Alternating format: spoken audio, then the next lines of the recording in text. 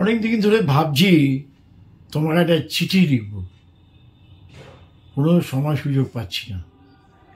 আজকে অনেক কষ্ট করে সময় পেলাম, সুযোগও হলো, তাই ভাবলাম লিখেই ফেলি চিঠিটা। মনে পড়ছে আজ থেকে 40 বছর আগের কথা।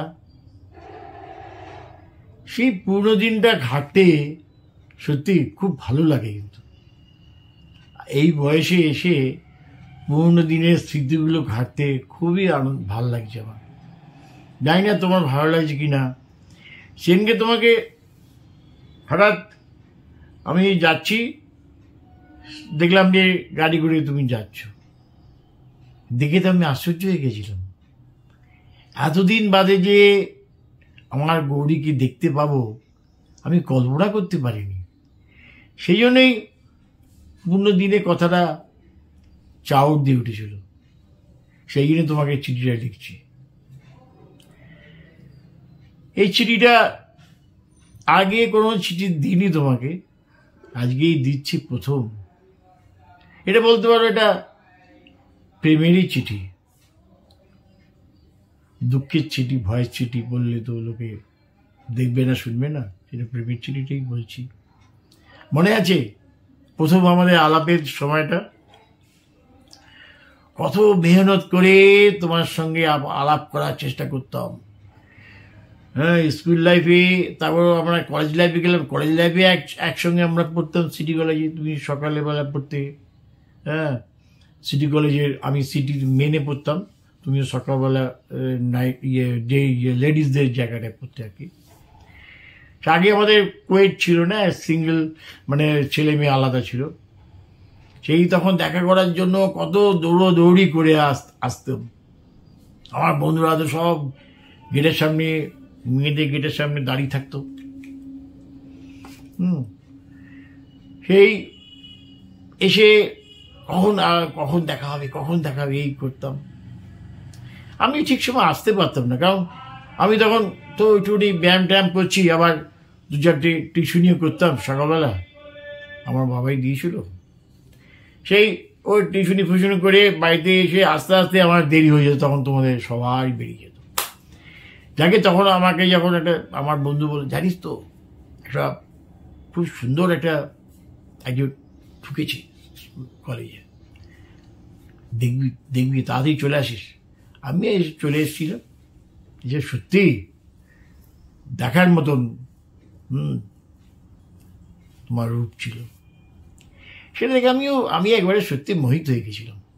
যাকে সবাই, আমার বন্ধুরা সবাই উৎসুক এর সঙ্গে আলাপ করতে হবে। আমাকে আবার বলছে, যা তুই একটু আলাপ কর। আমি বলো, বাবা এসব ব্যাপারে আমি তো নেই। হ্যাঁ, এসব আমি মেয়েদের সাথে কথাই তো বলতে পারি না, কি বলবো, কি বলবে ও, আমি কি রিপ্লাই দেবো, কি জানি রে বাবা। তোরা আমাকে বলছি, যা না, তোকে দেখে ইমপ্রেস হয়ে যাবে। আমি বলছিস, হ্যাঁ যা। যাকে সবার কথায় বুকে একটু বল এলো। সেই বল ফল নিয়ে একদিন যেই স্কুল ছুটি হয়েছে, তোমরাও বেরোলে 3-4 জন তোমার বন্ধুরা, আমরাও 2-3 জন আমার বন্ধুরা নিয়ে সঙ্গে টাক টাক টাক টাক টাক টাক যাচ্ছি। আমি পেছন দিকে এসে বললাম, শুনছেন, একটা কথা ছিল। শুনলো না, প্রথমে কিছু শুনলে না তোমরা, চলেছ। আমিও বন্ধু, কিরে কিছু বলবে না নাকি? না, চেষ্টা কর না। আমি একটু তো পরে এবার একটু জোর গলায় বললাম, শুনছেন,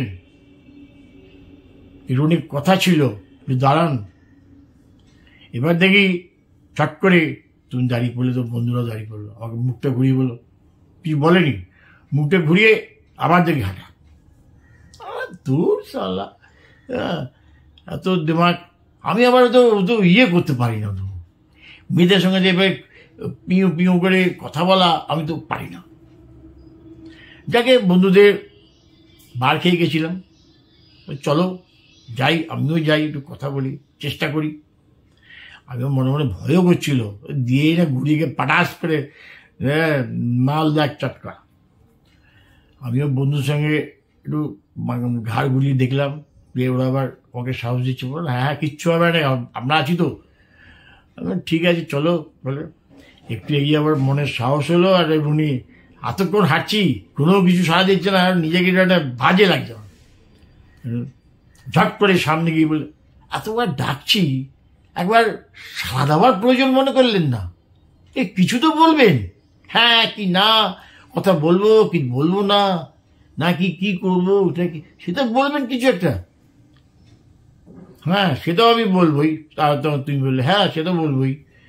তা কি হচ্ছে কি, এতক্ষণ যাবাই বা হচ্ছে কেন, আমরা কি যেতে বলেছি? আমি সে তো বলেননি, আমরা চাইছি কিছু, আমি চাইছি কিছু একটু কথা বলবো আপনার সাথে।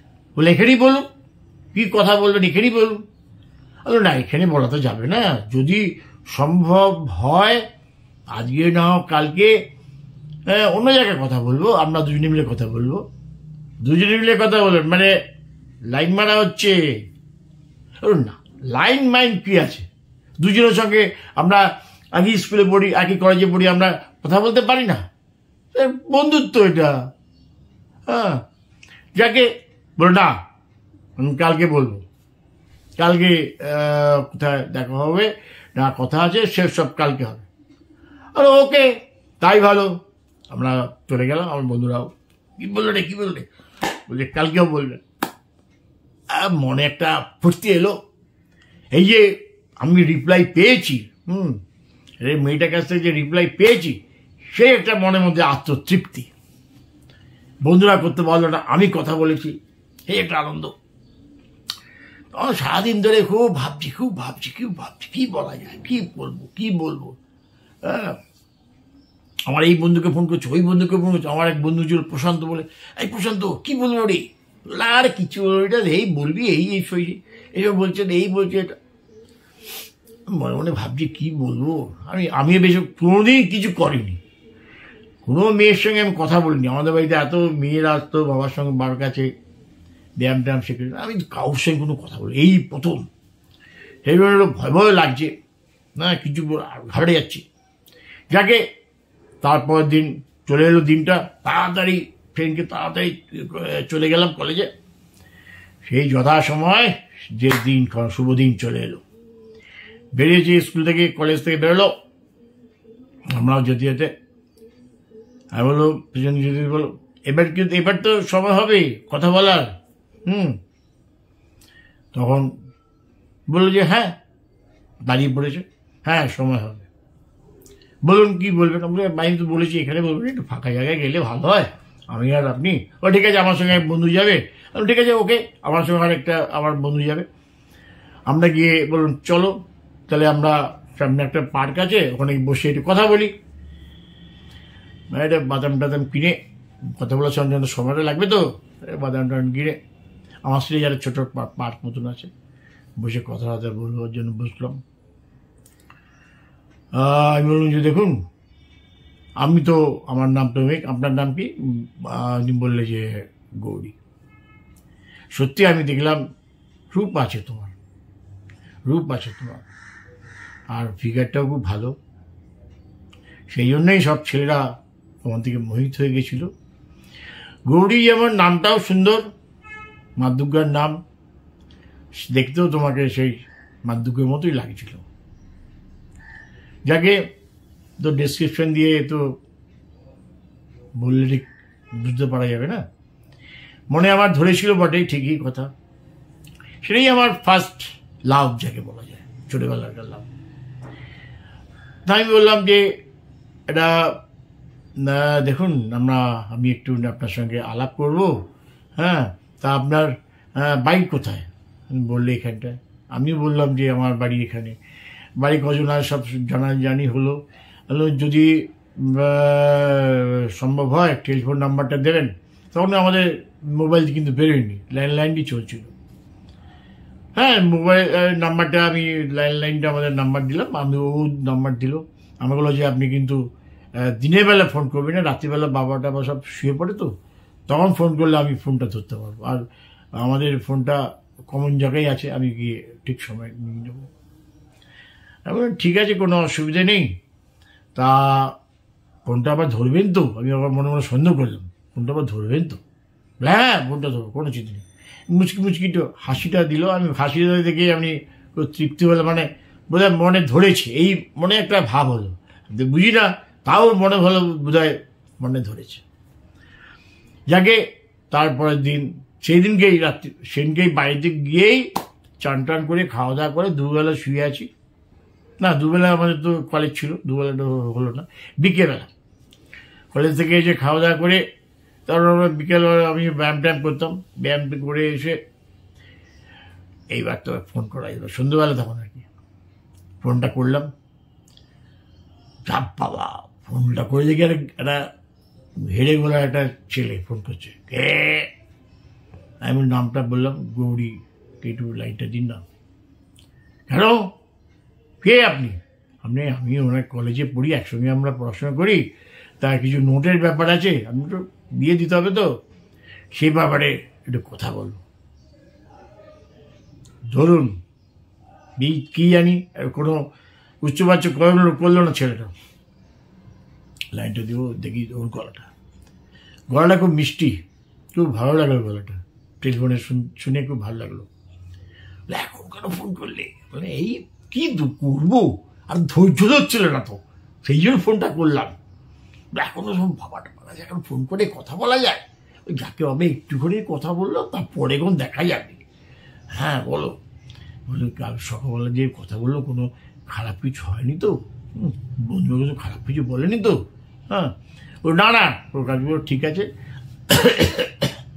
হ্যাঁ ঠিক আছে, আমি তোমার সঙ্গে কথা আলাপ করা যাবে তো? কথা বলবে তো?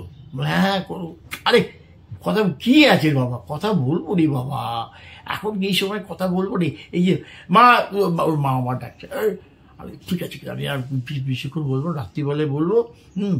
দেখো, তুই আমার রাত্রিবেলা ফোনটা ধরো, তাহলে আবার রাত দুপুরে এবার ফোন করলে তোমার দাদা আবার ধরে বলে, হ্যাঁ এই রাত দুপুরে আবার ফোন করছে, তার মানে কোনো ডাল মিগু কালা হয়, আমাকে দেবে, ছেঁচে দেবে। হ্যাঁ, বললো না না না না, আমি ঠিক সময় মতো, এই সময়টা আমাকে বললো, এই 9:30টার সময়, 9:30 থেকে 10টার মধ্যে এই সময় ফোনটা করো।